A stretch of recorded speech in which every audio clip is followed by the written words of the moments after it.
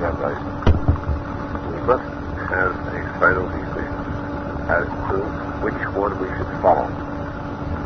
Therefore, there must be a general rule that we should be informed of. This rabbi tells us that there are two rabbis that should always be followed. Whenever there is a machloket between Rabbi Akiva and any other rabbi, individually, the more remains like Rabbi Akiva. If the Chachamim, the majority, argue against one rabbi, of course we follow the majority.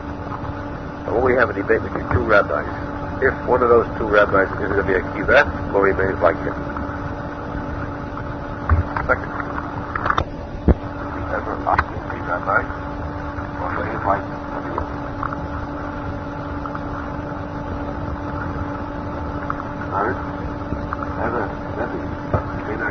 Argues against one rabbi, then more remains like a Menachem Mendel Schneerson.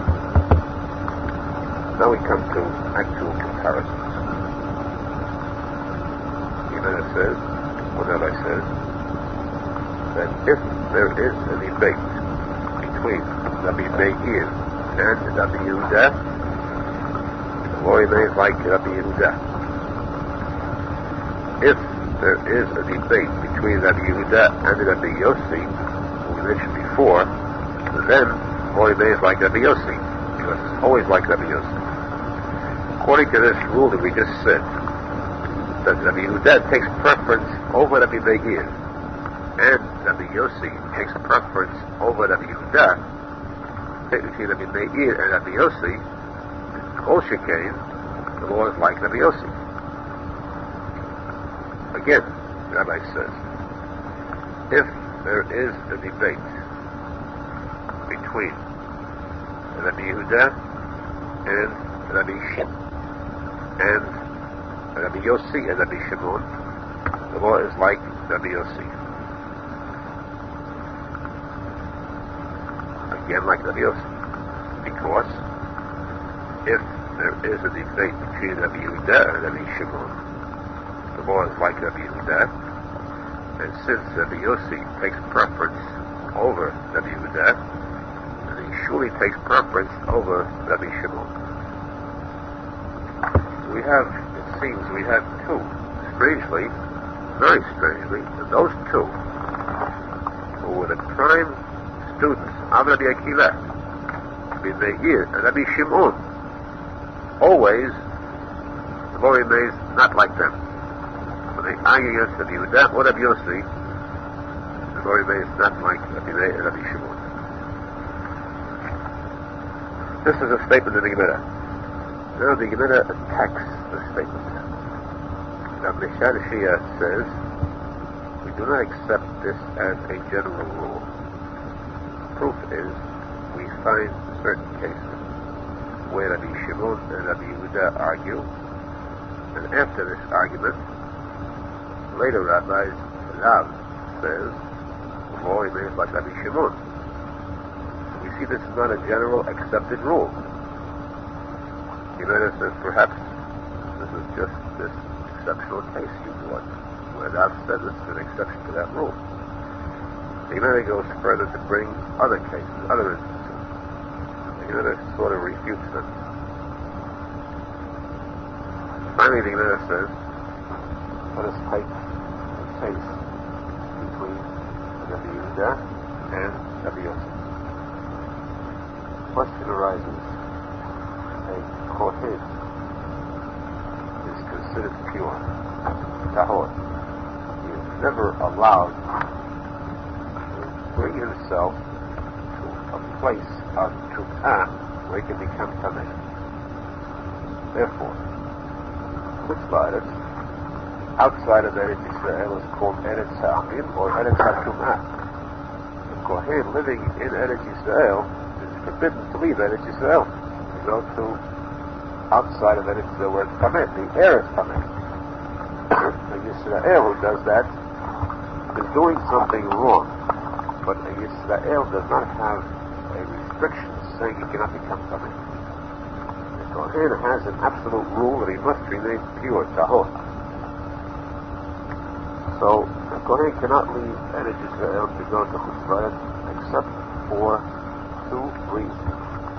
One, if he has a potential bride, he has a chance to obtain a shidduch outside of Eretz Yisrael, that mitzvah is so great that he is permitted to leave Eretz Yisrael to go to Chutz La'aretz to get married, to obtain a wife.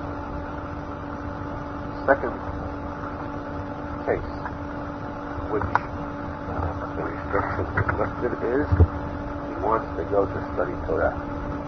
He finds he does not have time to learn Torah in Chutz La'aretz, and then he is permitted to go to Chutz La'aretz outside of Eretz Yisrael to study Torah.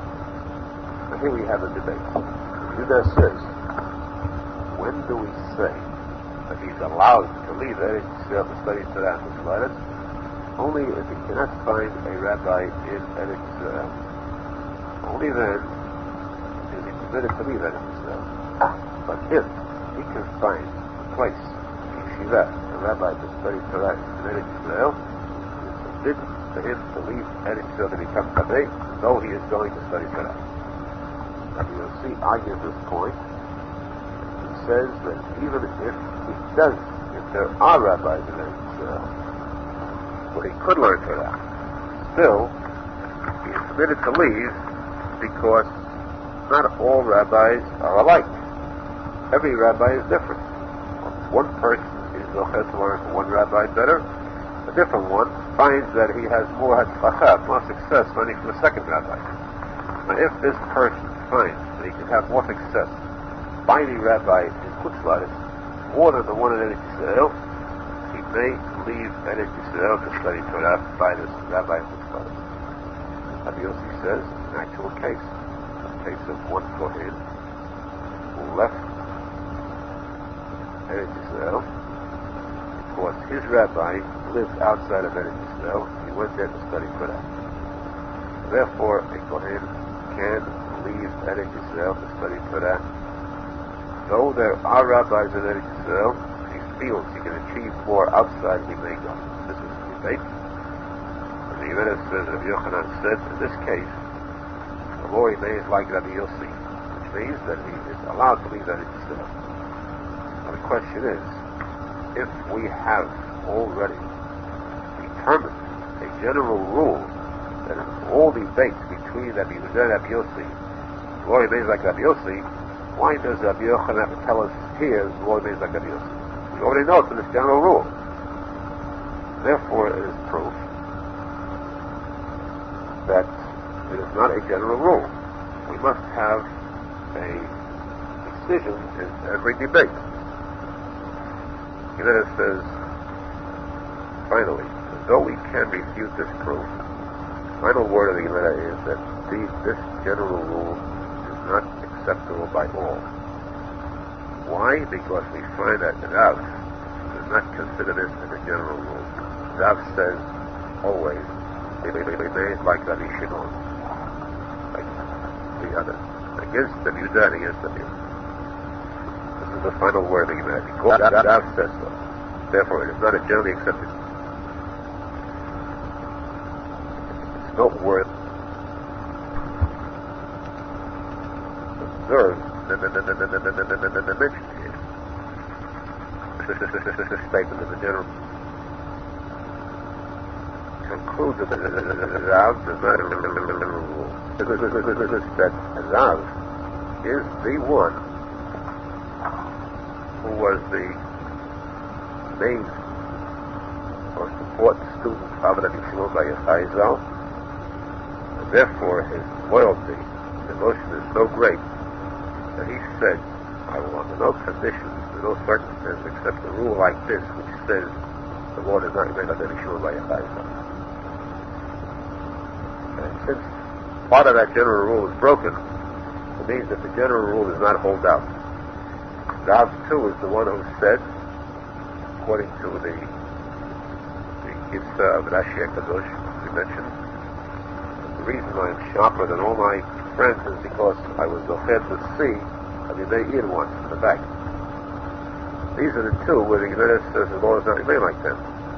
The pointed out, because he learned both of them, says that the law is not like them. First one to make this statement was Rav Nachman. Rav Nachman is a name that is mentioned a number of times in Shas, where we find that name. Yet it seems to be a unique name. It would seem, to take this in a sort of a lighter vein, that we can commit ourselves, that the Arizal in the Zohar Kadosh and his students were compared to the menorah. The central candle of the menorah burned directly upwards towards heaven. The three candles on each side burned at an angle towards the central candle, facing the central candle. The Zohar Kadosh says that just as the menorah in their holy temple, so was the Arizal, the central candle. The three students on each side, the 6 students, turned to him for the light.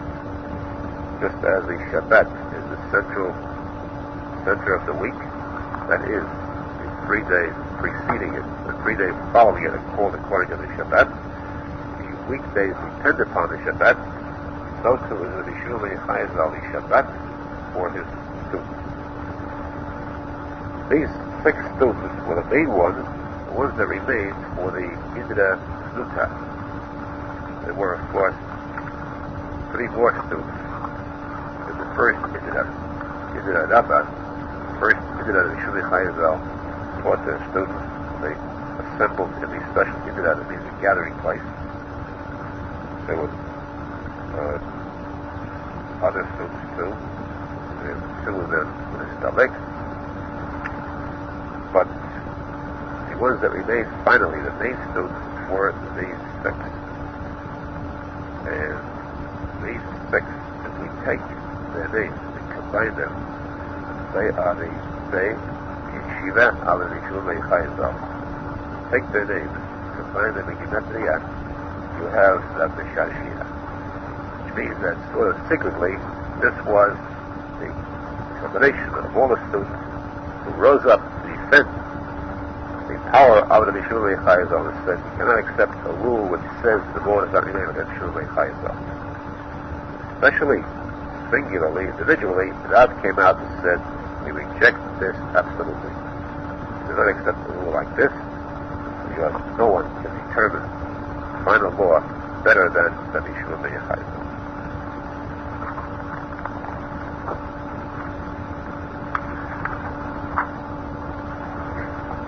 Gemara says to compare the earlier rabbis of the Gemara to the rabbis of later generations. Find statements made by the later rabbis. Interestingly, the way they make these comparisons. Rabbi Yochanan said that the heart of the Rishonim, the first rabbis beginning that, like Rabbi Akiva, his generation, heart of the Rishonim was open, broad, wide, like the opening of the Ulan. That means the hall leading to the Echal, the Bet HaMikdash. The opening there was 40 amot high, 20 amot wide. A very, very wide opening. So wide was their heart, meaning their understanding, their wisdom. They had so much deeper, more all-encompassing wisdom than the later rabbis. How do we compare the later rabbis to them? The heart of the later rabbis, Rabbi Yochanan said, like Rabbi Elazar ben Shavua, was comparable to the opening of the Echal, which was only 20 amot high, 10 amot wide. It means the heart became smaller. There was less room, less wisdom in the later rabbis. Rabbi Yochanan said, that's the later rabbis. We, about himself, he said, we are like the opening of a needle compared to the former rabbis. Our heart, our mind is so tiny in comparison to them. Our wisdom is so minute. The next generation, Abaye said, we, in learning Gemara, are like trying to put a nail through a wall. It's very difficult to put pressure and get this nail through. It goes in with the utmost difficulty. You've got to force it, you have to use a hammer on it. This is how, in order for us to understand, it doesn't flow through like an open door. It's got to be pushed into us, and we understand with difficulty. And as I've said, when it comes to Sivara, depth and understanding, we are like a finger trying to go through hard wax. It cannot penetrate, it just sticks to it a little. That's how our understanding is so tiny in comparison to the former ones. The last rabbi in the Gemara, Rav Ashi, said, we are like putting a finger, not to a wall, putting a finger into an open pit, an open ditch. It goes in very easily. That's not our learning, that's our power of shikha, of forgetting. We are so quick in forgetting that when we finish one Gemara and we start the second Gemara, we have already forgotten the one we just finished. That's how quickly we forget. This is what Ashi said.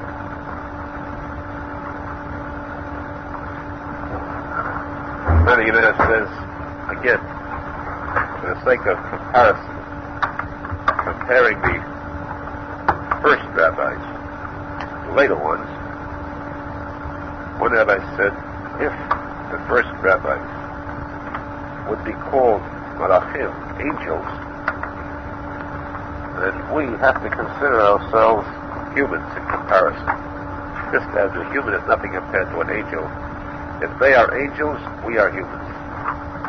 If we consider the first rabbis humans, people, then we are like mules, donkeys in comparison, dumb animals.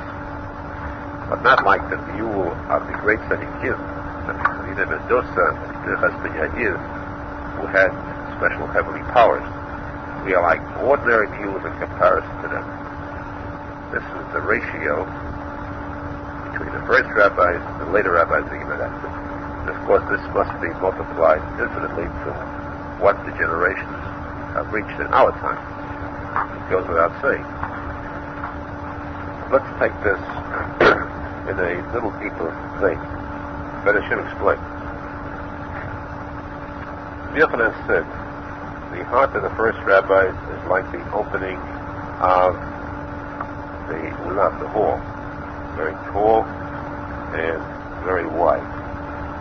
Later rabbis are like the opening of the Echal, half the height, half the width. The question is, we find in Tehillim that King David said, there's a Kenim et Bonan, which means, from the elders et Bonan I gained wisdom. And the Midrash says, translation is, I gained wisdom more than the elders. I have more wisdom than the elders. How can that be? The elders means the former generation. If generations become smaller, how can he say that I gained more wisdom than the ones before me?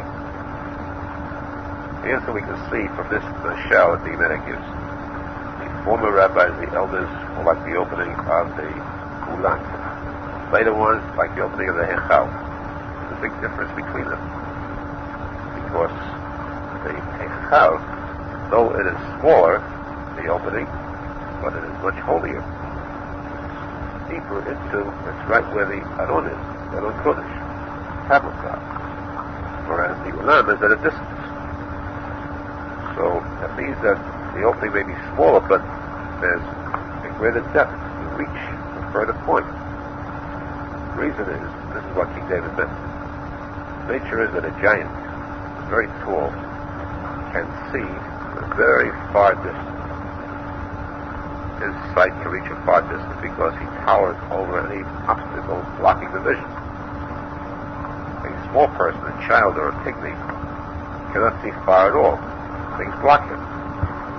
But if the giant would place this child on top of his head, on his shoulders, this child of pygmy, or midget, could see further even than the giant, if he's on top of this giant.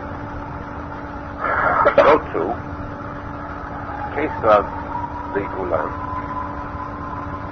The ulam is very big. That's the first rabbi. They're very big and very great. They can see far. We, of course, cannot compare to them. But we who have received from them Miskated and Bonan, these elders we have learned, studied their Torah, that now they take us and place us upon their knowledge. With their knowledge in our grasp, we cannot see further. So we can reach with our eyes, our vision, to the point of the Hechal itself. Another point is that the Hechal, though it is a smaller opening, is still higher because the Mikdash was built on a mountain. To get to the Kodesh Kodashim, you have to keep climbing upward. So even though the Ulam is taller, 40 amot high, the Hechal is much lower in height. Yet, at an actual level, the Hechal was higher than the Ulam, because it's up to the top of the mountain. That's where the Holy of Holies is. That with the assistance of this giant, meaning these great rabbis in the past, with their assistance, we can reach up to the Hechal itself, which is on a higher level than the Ulam. Therefore, this is what King David meant when he said, "From the elders I learned," meaning I will learn more than the elders. If I learn from the elders, if I accept their teachings, if I study their teachings, then I can know even more than them, and I can surpass them. Because with their assistance, with their knowledge, I can then add by studying all the others, and that's why the rule is that the later rabbis have the power to determine the decision, the debates of their former rabbis. How could a later rabbi come and say, I say the law remains like this great rabbi, the Gemara? How can he speak against the other one? The answer is that he now has the power of both. He has studied both. He's given that authority above them to be able to decide which one of them to follow. Still, the wording of the Gemara, of course, is one of the highest kavod, the respect for the former rabbis. How then could the Gemara say, be in doubt about the former rabbis? When they said if the first ones were like angels, we are like humans. They are like humans, we are like humans. The Gemara is in doubt as to what they are. That's the shalom. Actually, they're like angels. They're greater than angels. Why does the Gemara make this statement as though it's a question of doubt? The answer is what Yaakov says. Beautiful explanation of this word. He says the first rabbis, of course, are like angels. It depends upon us.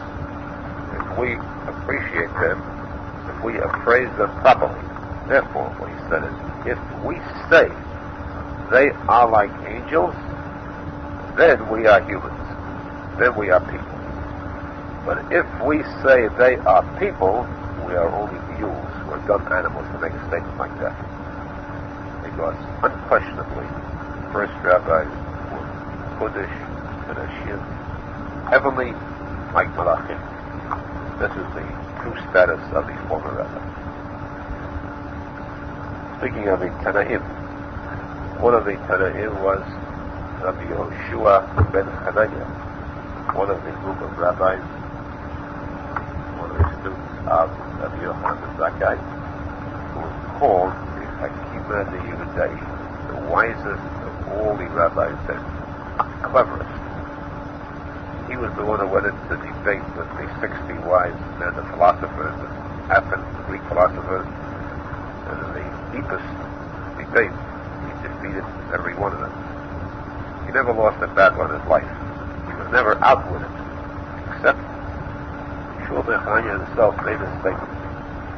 All my life, no person ever outwitted me in an argument, except 3 cases. What were these 3 cases? not great Tanaim, not great rabbis at that time. 3 cases. One was a woman, the second was a small boy, the third was a small girl. Only these 3 people in my lifetime outwitted me. The case of the woman was, Yeshua said, one time I stopped off at an inn where this woman was a caretaker, and she made me a pot of soup, vegetable soup, and I ate this soup. I left nothing over on the plate. I finished it completely. Second meal, again she gave me this plate, and I finished it. Third time, she deliberately put in too much salt without my knowledge. When I tasted it, it was inedible. So I pulled my hand back and I pushed the plate aside. So she said to me, Rebbe, why did you draw your hand back? Why don't you eat this plate of soup? I told her, I'm sorry, I already ate before. I'm not hungry. So she said to me, if you already ate, how come you didn't draw your hand back from the bread? How come you ate the bread in this meal? She said, Rebbe, perhaps it's because the reason is that you did not leave over pe'ah, which means leave over a portion. Never finish a plate, leave over a portion of the plate. Perhaps you are now leaving over pe'ah because you forgot to leave over, because you want to leave over to cover the other plate that you had.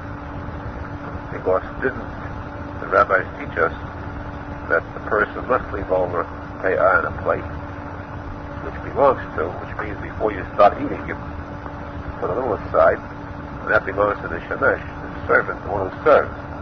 This is pe'ah, it's like giving charity to the poor, and this goes to the shemesh who serves the courses.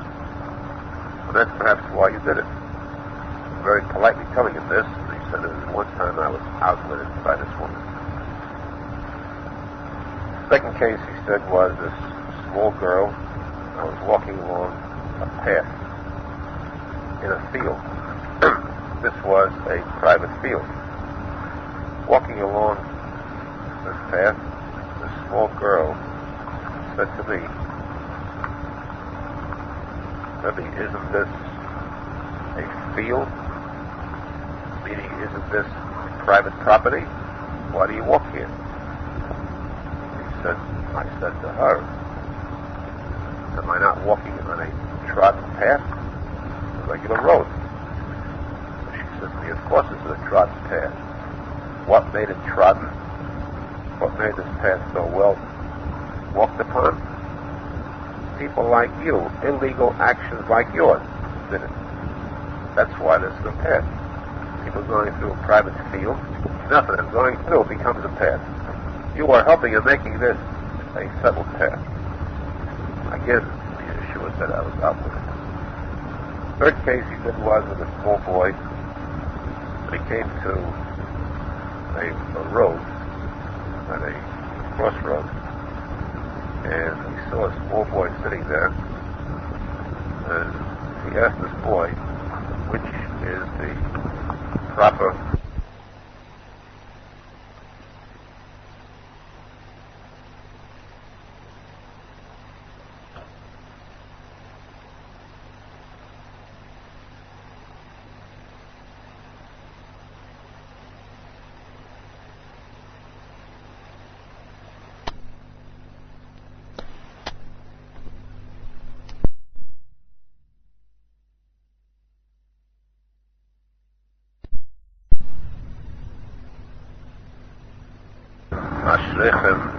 fortunate are you, Jewish people, that all of you are wise.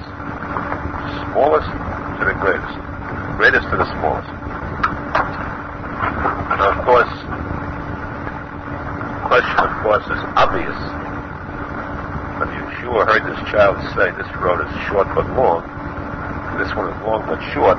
Why did he make that decision? Why did he pick the one that's short but long? He heard the word but long. Now, when there's a but in it, you've got to, or short and long, you've got to be careful about the other.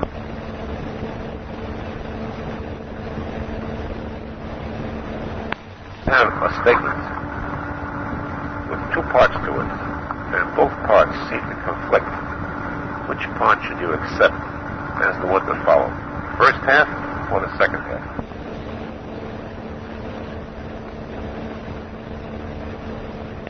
So, the first one says short, except the first part.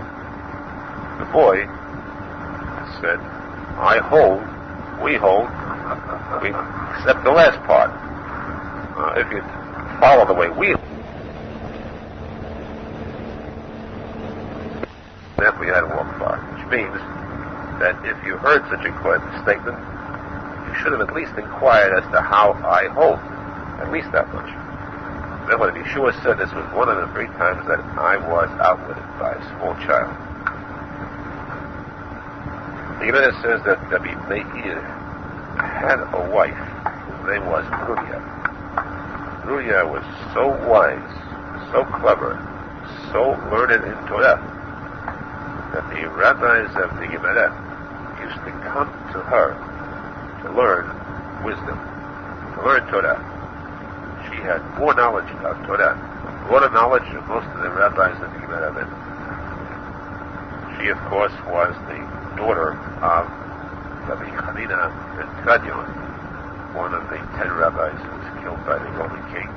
He is the one that died when they tied a Sefer Torah to him. They set fire to him and the Sefer Torah together. So one time, Yossi HaGalili was walking along the road, and he met Ruya, the wife of Rabbi Meir. And he asked her one question. Which road shall I take to the city of Lud? Very short, concise. Gemara says that Ruya replied,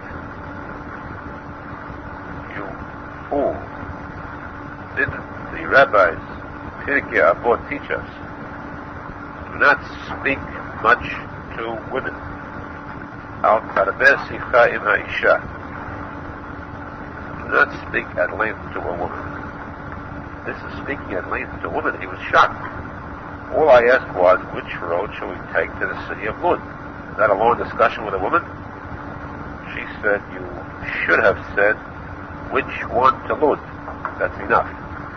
Every additional word is breaking this rule. So shocked was she. The Gemara says that Ruya once found one of the students of Rabbi Meir studying Torah silently, without emitting sounds, without saying the words of the Gemara clearly. And she kicked him. She said to him, doesn't the Torah say that if you study Torah and you bring out the words clearly, then the Torah remains with you. But if you study the Torah silently, you will forget it. Aruch says, Torah is life to those who find it. The Gemara translates this to mean, Torah is life, which means it exists, it remains with one who brings it out with his mouth, who speaks the words of Torah. Therefore, that Shmuel said to Rabbi Yehuda, student, Shinonite said, sharp mind. It's a very sharp mind, and I teach you this lesson. You study Torah, open your mouth, in order that your Torah you will have long life, the Torah will exist with you. Why did he say this statement? He was always called Shinonite, sharp mind. Why did he say it here specifically, the word Shinonite? Because we know that usually these are two opposite factors, two great qualities. Either a person is sharp mind, very sharp, blessed with that, or a person is blessed with a retentive memory, very good memory. We say that they're called Sinai and Moked Hadim. A mind that is like Mount Sinai, contains a lot, remembers a lot, or Moked Hadim means it has the sharpness that it can tear up mountains, upward mountains. You very rarely find a person who's blessed with both, sharp mind plus a retentive memory. Shmuel said to Yehuda, you are a sharp mind, a Charif. I advise you to assist in becoming a Sinai too, also one who remembers a lot.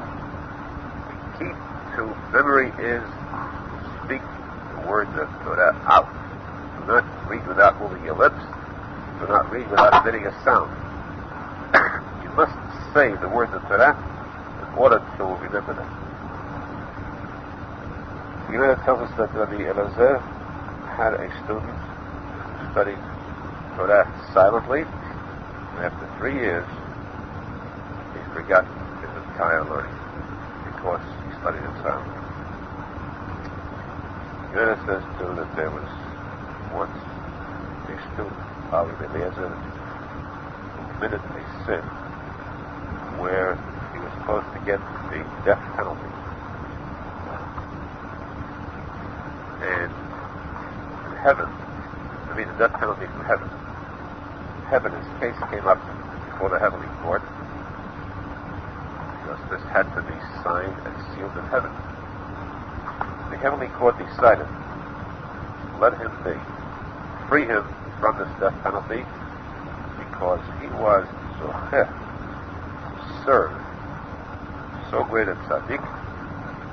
Serving this tzadik is enough of a mitzvah to save him from death. Now, take that a little bit. Let's take the case of Yoshua, Moshe Rabbeinu. Gemara tells us that any student who states a law, a halakha, in front of his rabbi, penalty is death. Yoshua, we learned, said in front of Moshe Rabbeinu a law, and therefore he was sentenced to death. But the Torah tells us that there are certain things that are equivalent to death. A person who's blind, a person who's extremely poor, a person who's a leprosy, and a person who has no children. Therefore, Yeshua received the penalty of having no children. He never had any sons. This we learned. Yet the question arises, what is the reason why the penalty was not to have children, not to have sons? And what is the difference between penalty of death and not having sons? Are they both actually alike, completely alike? And if they are not, then how did he escape death? The answer is, of course they are not alike. Having no sons is similar to death. All these are like death, but they are still not death itself. Between the two, naturally, between these two penalties, naturally death is worse. Because a person who still remains alive, he's like a dead person, but he is still physically alive and can still perform more mitzvot. So there is a difference. So it means that Yeshua actually escaped the death penalty. Why did he escape the death penalty? He had to get it as a law, a rule. He did state a law in front of it, Moshe Rabbeinu. How did he come to escape the death penalty? This we find in that pasuk itself. It says that Yeshua said this law. He stated this law. But that pasuk says, Vayomer Yehoshua, and Yehoshua, Misharet Moshe, the one who served Moshe Rabbeinu, said this law. Why does the Torah, in that instance, include these words? Yeshua, the one who served Moshe Rabbeinu, made this statement. Teach us that this is why, though he said a law in front of Moshe Rabbeinu, still his life was spared. He got a penalty similar to it. But his life was spared because he did serve Moshe Rabbeinu throughout. Now, the Gemara says further, advice to a person. If you have money, if you are well off, we advise you to spend it. Don't save it. You cannot take this money with you. You cannot take the money with you in the grave, and in the grave there are no pleasures which you can spend the money on. time is short. Make the best of it. Spend the money. Therefore, you will say, I must save the money because I must leave an inheritance to my children. I don't want them to be left penniless. I want to provide them with all that is good for their future. Gemara says this is a very foolish attitude because children are like grass. Just as this grass buds, it flourishes, it grows, and these blades of grass fall by the wayside, so too is the mazal of children. They have their own mazal, their own fortune. They do not depend upon the fortune of the parents. If a parent leaves an inheritance, or does not leave an inheritance,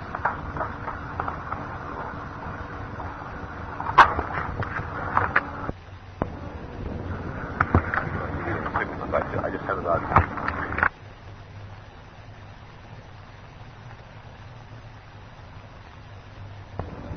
students should come to him more important than all the other days of the year. And after his Estalkut, Rabbi Nachman said that these 3 times will remain the same degree of importance. Whenever the students, the followers of Rabbi Nachman assemble these 3 times of the year, Rabbi Nachman said, my spirit will be with you. Most important of the 3 is the Rosh Hashanah. That is above all else. Nothing is more important than Rosh Hashanah.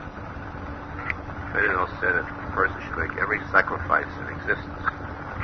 Be with his again on Rosh Hashanah, no matter what the sacrifice entails.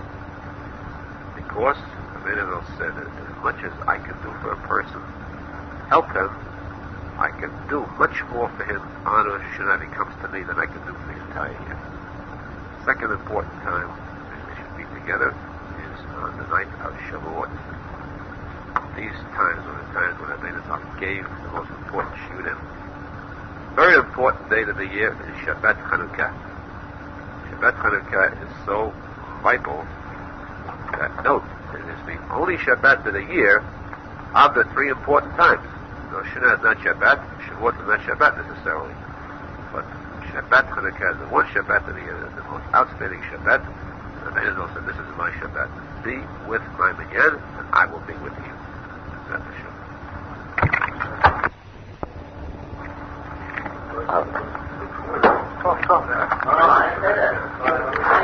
I would like to say a few words to Mr. Grazy. I would like to give you my utmost opinion that Mr. Grazy Jr. is one of the finest students of the class. He happens to be an up-and-coming Gaon, humble, and cute. The only problem is occasionally he bothers Abraham Salem. But we straightened that little trouble out, and Grazy does not bother playing with Abe anymore. So therefore, Abe just insulted me on tape. He said I'm not a well person. So therefore, Grazy is correct in hammering Abe Salem, and we hope to see him continue.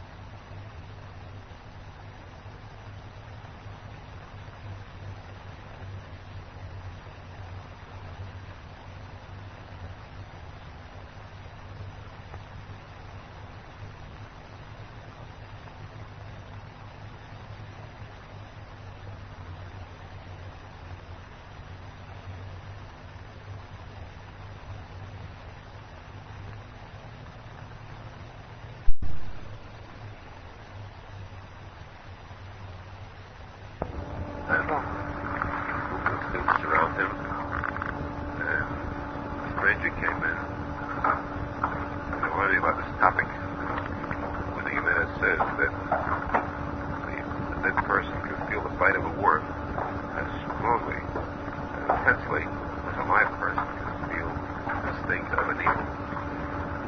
This person entered in a Tanzil. Is that really so? And of course, the Gemara says so. Can you explain it to me how that's possible? The Tanzil said, very simple. The Gemara Kadosh says that there is a kista nechita, that means a certain percentage of the nefesh, the soul of a person, must remain within that person even after the person passes away. A certain percentage. Most of the soul that leaves him, therefore he is no longer active, no longer mobile. He cannot use his organs, he cannot move. But the remainder of that nefesh is called esteemed, leaves within it the full sensation of feeling. And therefore he can feel every item of pain that affects him. On this example, the worms that bite. Well, this is very true. Left. The Tanzil students said that in a Tanzil, a wonderful thing when this man came in and asked this question. Because frankly, we too had the same question to ask. Now we really understand it.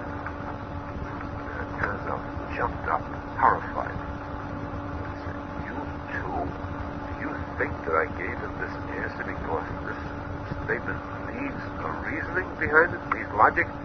That's for sure. We don't need the logic. The fact that the Gemara says so, this is the word of Hashem, Hashem says so, that's the only proof we ever need for it. This is a statement from heaven that it is so, and therefore it is 100% true. This person has feelings and can feel any type of pain. Primarily, only because the fact that Hashem says so is written in the Torah, and therefore it is emet. For how long?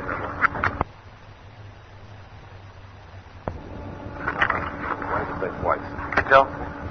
Once in a while.